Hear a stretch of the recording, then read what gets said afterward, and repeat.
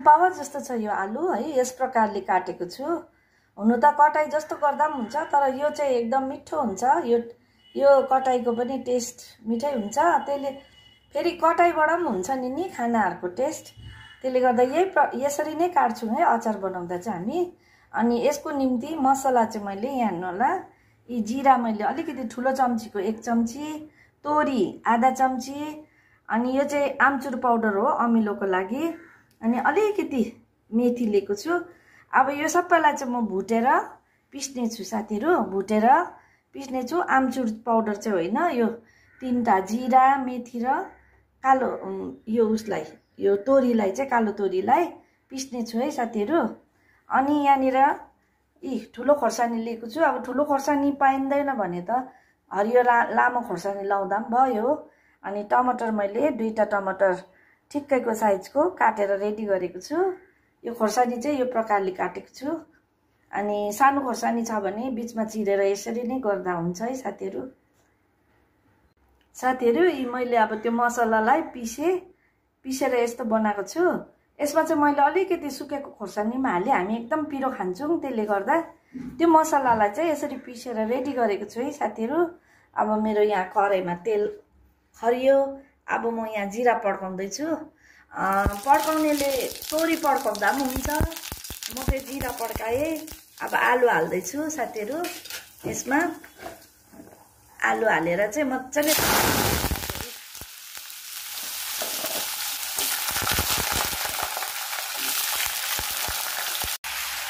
साथीहरू आलु हालेर पनि चलाएँ हो। यसमा म यो मसला हाल्दैछु, अघि मैले पिसेर राखेको।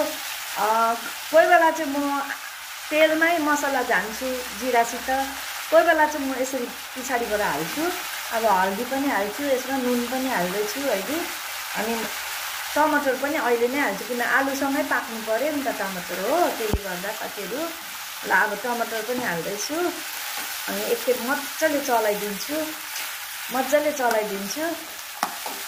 चलाएर चाहिँ आलु पाक्ने गरी अलिकति पानी हालेर छोप्छु है।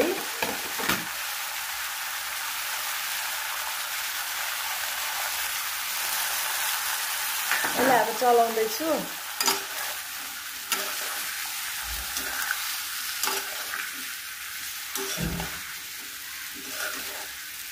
अब यसलाई अलिकति पानी हालेर छोपिदिइराख्छु है साथीहरू। म अलिकति अब आलु कतिले पाक्छ तपाईँहरूलाई अन्दाज हुनु पर्यो है।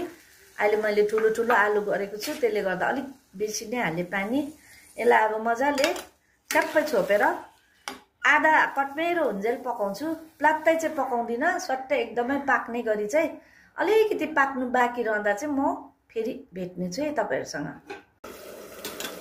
साथीहरू 7-8 मिनट भयो कि एकखेप चलाउँदै गर्नु पर्यो नि त होइन, बसाएर मात्रै त भएन। एकखेप चलाउँदै गऱ्यो भने चाहिँ सबैतिर पाक्छ नि होइन। अब यी पाक्नु आँट्दै रहेछ यो अलिअलि।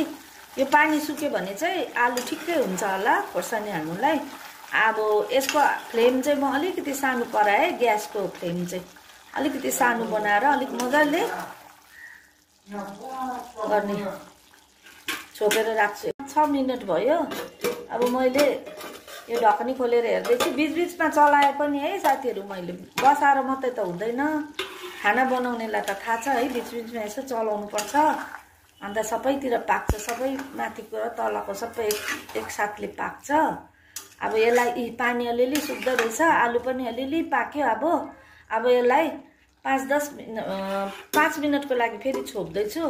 ठिक्कै अलिअलि पाक्नु छ भने चाहिँ उयो गर्छु, खोर्सानी हाल्छु ल साथीहरू। अब मैले साथीहरू 5 मिनट बादमा मैले अब त मेरो आलु पनि पाक्यो, आधा होइन, अब पुरै पाक्नु आँट्यो। यसमा म अब खोर्सानी हाल्दैछु साथीहरू। खोर्सानी हालेर चाहिँ यसमा फेरि आमचुर पाउडर पनि हाल्छु है। खोर्सानी हालेँ। अब खोर्सानी मजाले चलाउँछु। एकखेप चलाएर फेरि आमचुर पाउडर हाल्छु यसमा। आमचुर पाउडर हालेँ साथीहरू, यति हालेँ मैले। अब यसलाई मजाले चलाएर सानो आगो गरेर एकछिन खोर्सानी पाकुन्जेललाई छोपेर पकाउँछु 5 मिनट ल साथीहरू। मजाले चलाउँछु अन्त।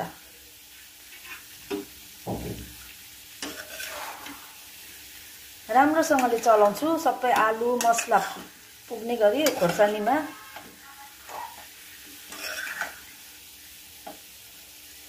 ल यसलाई अब छोपेर 5 मिनट पकाउने छु ल साथीहरु।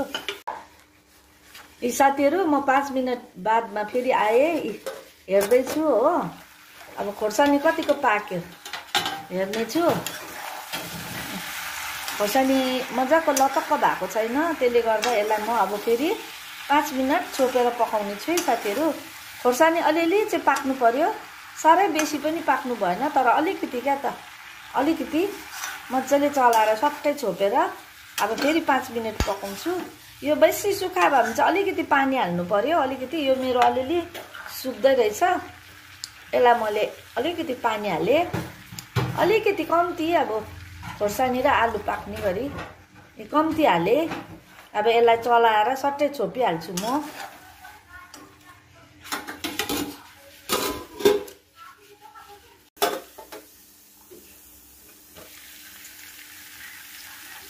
यी साथीहरु अब यो आलुको खोर्सानी पनि पाकेछ।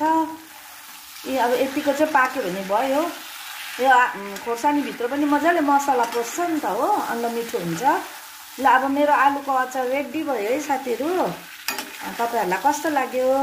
आलुदम खाँदा खाँदा वाक्क भयो भने चाहिँ कोही बेला यो अचार पनि एकदमै मिठो हुन्छ। हेर्नु होला। अनि तपाईहरुले मेरो भिडियो अगर यो रेसिपी राम्रो लाग्यो भने शेयर पनि गरिदिनु होला, अनि कमेन्ट पनि गर्नु होला, अनि सब्स्क्राइब पनि गर्नु होला साथीहरु। अहिलेसम्म हेरिदिनु भयो, धेरै धेरै धन्यवाद। अनि ह्याप्पी नवरथा। नौ दुर्गा माताले सबैको रक्षा गरून्।